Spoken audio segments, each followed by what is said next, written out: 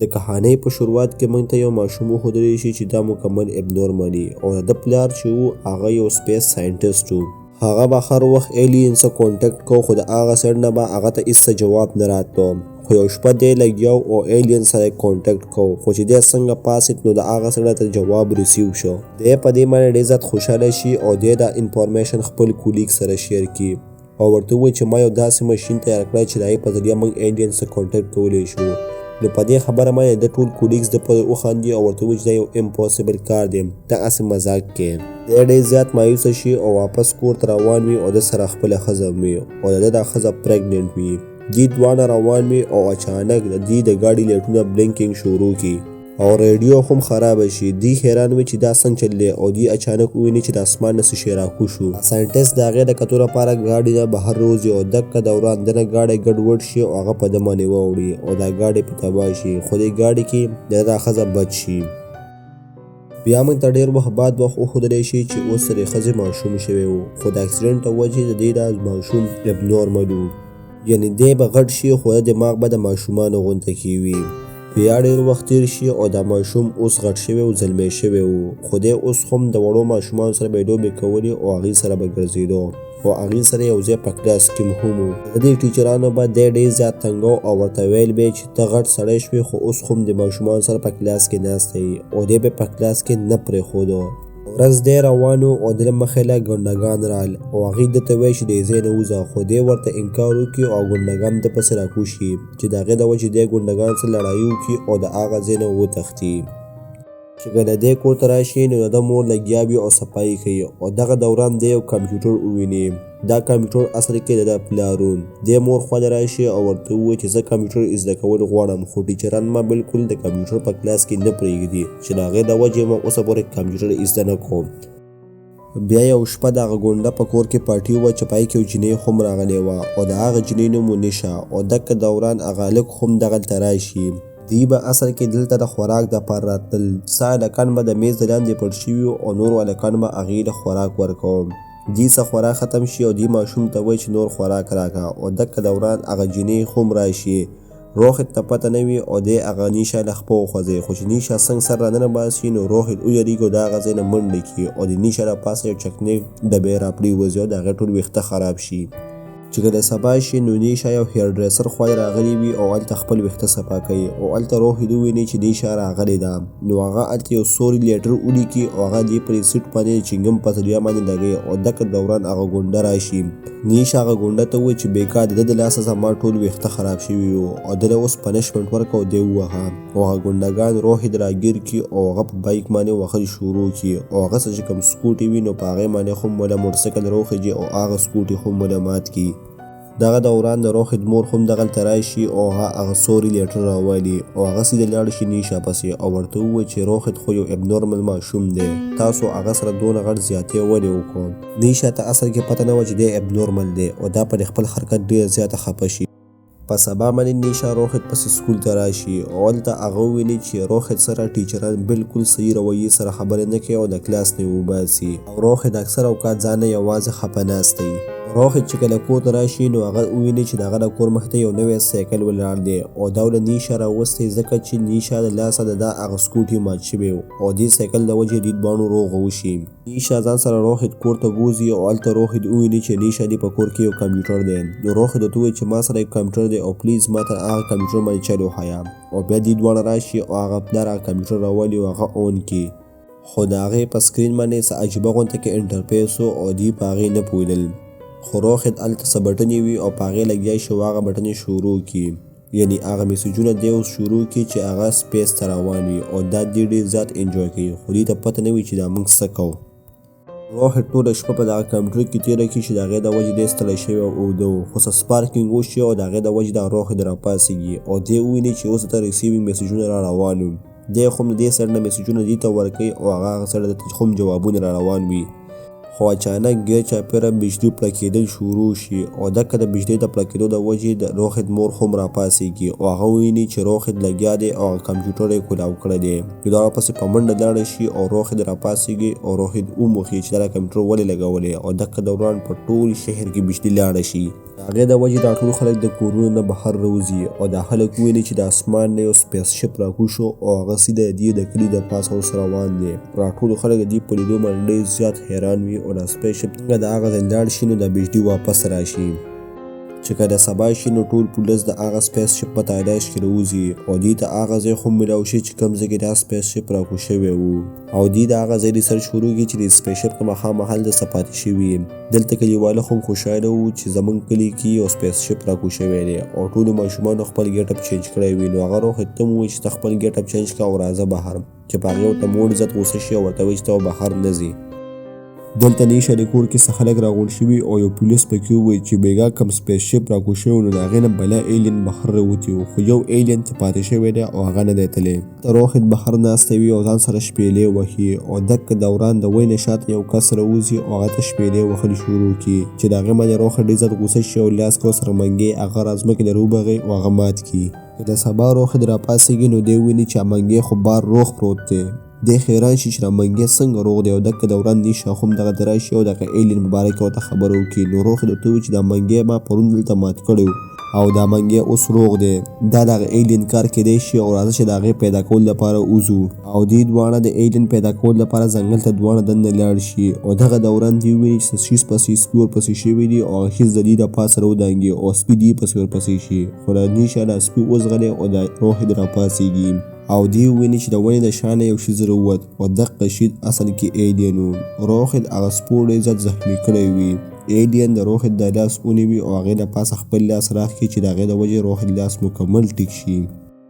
په سبا باندې پولیسان د ایلین په تلاش کې راوتي وي او د ایلین ګیرول غواړي خو دوی ته هېڅ نشانات میلاو نه شي. د ایلین اصل کې روحت ځان سره په خپل کور ته بوتلی و.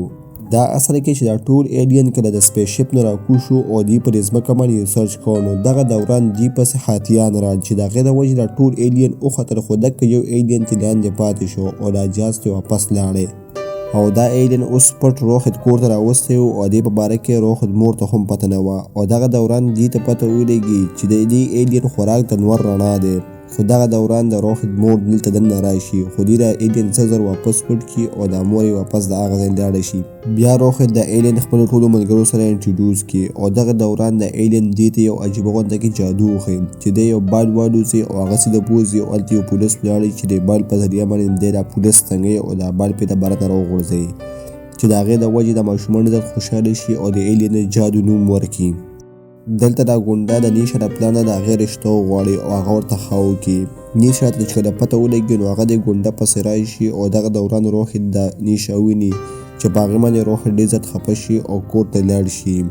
دې کور کې خفه ناستی وي او دغه دوران د ده مور دننه راشي او ده ته ووایي چې نیشه تا سره واده نشي کولی ځکه ته یو ابنورمل یې او دغه دوران د جادو ته پته ولګي چې روحت ابنورمل دی. چې کله سبا شي نو دا روحت ودوي او دا جادو د روحت کمرې ته راشي او د په سر باندې لاس راښکل شروع کړي خو دغه دوران روحت په ده باندې راپاڅېږي او د جادو ته وایي چې پټ شه اوس په زما مور راشي او ته به وینې. روحت چې کله راپاڅېږي نو دی ویني چې ده ته څه نه ښکاري. دی چشمې وباسي او هغه صفا کوي او دغه دوران دی ویني چې ده د چشمو نه بغیر هر څه ټیک ښکاري یعنې جادو هغه لاس راښکلو سره د نظر ټیک شو. روحت چې کله سکول ته لاړ شي او ماشومان ته وایي چې زما نظر ټیک شو نو د ماشومان دی ودرې او ورته وایي چې سر مخامخ په بورډ باندې څه لیکي او دی هغه پړه وهل شروع کړي. د سر اصل کې د 10 کلاس ماشومان لپاره یو ټپ کوېسچن لیکلی و چې روحت هغه سره پړاو کو او د هغې انسر یې وویو او د هغې په ویلو باندې سر ډېر زیات حیران شو او هغه سیده د پرنسپل خوا لاړی او پرنسپل ته وایي چې روحت خو ډېر زیات هوښیار شوی دی. روحت د هغه کمپیوټر کلاس ته راغلی وي او دا سر بیا د په کلاس کې پرېښودل نه غواړي او دغه دوران هغه پرنسپل هم راشي نو دا سر د پرنسپل ته ووایي چې روحت یو نری کلی زه د په کلاس کې نشم کېنولی. بیا ته دا سر یو مشکل سوال وکړي چې د هغې جواب به د روحت فوراً ورکړي او دا ماشومان د روحت لپاره لاسونه وپړکوي. روحت چې کله کلاس ختم شي او د کلاس سره روان وي دغه دوران څه ګونډګان وي او هغه روحت تنګوي نو روحت رامنډه کوي یو بال ته ورکړي چې په هغې یو ګونډه ولګي او هغه لرې لاړ شي او پرېوځي. دا ټول ګونډګان حیران شي چې روحت دومره تکړه څنګه شو او چې روحت څنګه لاس بری کړي نو دا غټه غټه مسلې هم راوځي او دی بیا دا ګونډګان راګیر کړي او ټول ګونډګان ووهي. بیا روحت د نیشه خوا لاړ شي او هلته ورته نیشه ووایي چې زما واده کېدو وړ دی نو روحت راپاڅېږي او ورته ووایي چې ما سره واده وکړه او دی بیا مکمل د نورمل انسانانو په شان ته روان شي او نیشه راونیوي او نیشه دغلته پروپوز کړي نیشه هم حیرانه وي چې دکه دونه کومن سنس څنګه رالی. روحت چې کله کور ته راشي نو دی جادو سره لګیا وي او خبرې ورته کوي او دکه دوران د روحت مور راشي او هغه دا ایلین وویني. روحت ورته وایي چې دا هغه ایلین دی چې کوم د سپیس سره کوز شوی. نو د دا مور فورا پاڅېږي او لاړې شي او پولیسانو ته رنګ کوي، خو دغه دوران د روحت پرنسپل دې ته رنګ وکړي او د روحت د کمالاتو خبرې ورته وکړي چې پایمن دا ډېره زیاته حیرانه شي او روحت ورته وایي چې دا ټول د جادو برکت دی. نو دا ډېره زیاته خوشحاله شي په منډه راشي او جادو له غاړه ورکړي. دلته اوس نور انګریزان ساینټسټ هم راغلي وو او هغې هم د ایلین په باره کې ریسرچ شروع کړی وو.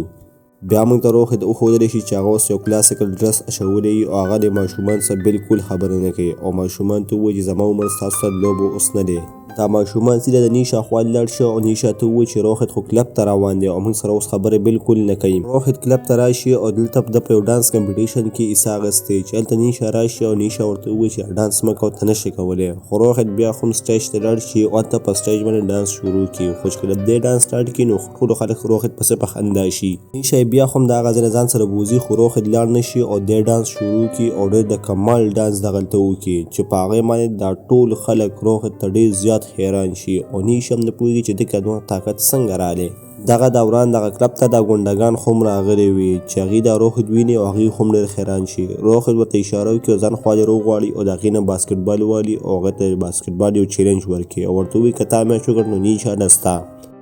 په سبا روحت د ماشومانو ته د میچ په باره کې کوي نو ماشومان ته وایي چې موږ دا میچ څنګه ټو، خو چې ماشوم څنګه ټوپ وایي نو هغه اکدم په بره لاړ شي او دا ټول د جادو کمال وي. او په سبا میچ ته روحت ځان سره دا جادو هم راولي چې دا جادو د دې هیلپ کوي او دا گیم د دې په منځ کې سټارټ شي.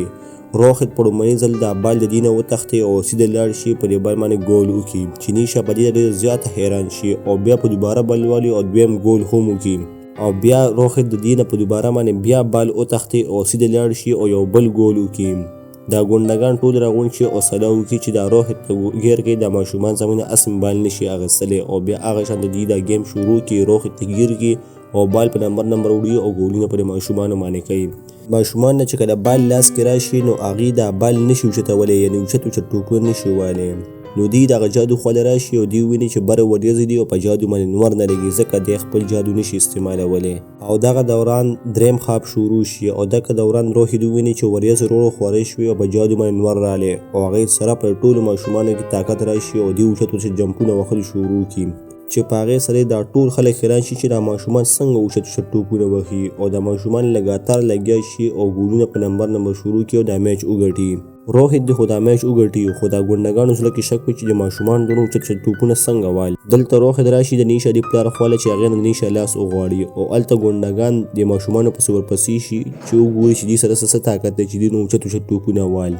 دا ماشومان لګیا وي او د هغه ځای تښتي او دغه دوران دې نه جادو په لاره کې پرېوځي او جادو سیده لاړ شي د پولیس یو ګاډی وي د هغې مخې ته راپرېوځي. دا جادو لګیا وي او ځان ایله کوي او د پولیس وویني چې دا خو ایلین دی او یکدم خپلو مشرانو ته رنګ وکړي او ټول پولیسان دغلته راشي. خو چې دې څنګه دا بوجۍ ایله کوي دغه دوران روحت راشي او هغه ځان سره دا جادو وتښتي. روحت روان خو مخامخ دل هغه ګونډه راشي او روحت راوغورځي خو روحت راپاڅېږي او پر ټولو ګونډګانو باندې راکېږي او ټول ګونډګان راګیر کړي. د ګونډګانو سره جګړه کوي او د ګونډګانو باندې ریښي او دغه دوران دغلته پولیس هم راشي چې هغوی دغه بوجۍ راوالي او هغه بوجۍ کولاوی کړي. دې بوجۍ الټه کړي نو پای کې تشه ګیاګانې نور هېڅ څه نه او د پولیس د روحت ته هېڅ څه ونه وي او د هغه ځای نه پرېږدي. دلته جادو کور ته راغلی او د ماشومانو ته کیسې کوي چې ما په دې بوجۍ کې ګیاګانې اچولې وي. دلته روحت هم په منډه کور ته راشي او د مور ته ووایي چې اوس د جادو پسې پولیسان ګرځي او د پولیسان دا جادو ګیرول غواړي. نو مور ورته ووایي چې دا جادو چې د کوم ځای نه راغلی دی اوس هلته لیږل پکار دي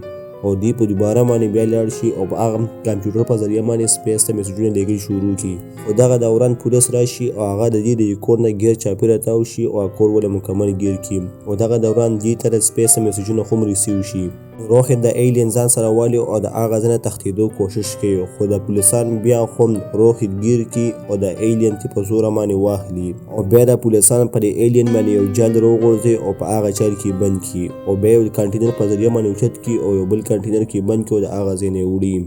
روحت چې کله هوش کې راشي نو مور ورته ټوله خبرې وکړي او ورته ووایي چې د ایلین به ته اوس بچ کړې او روحت بیا د هغه ایلین بچ کولو لپاره د هغې پسې وځي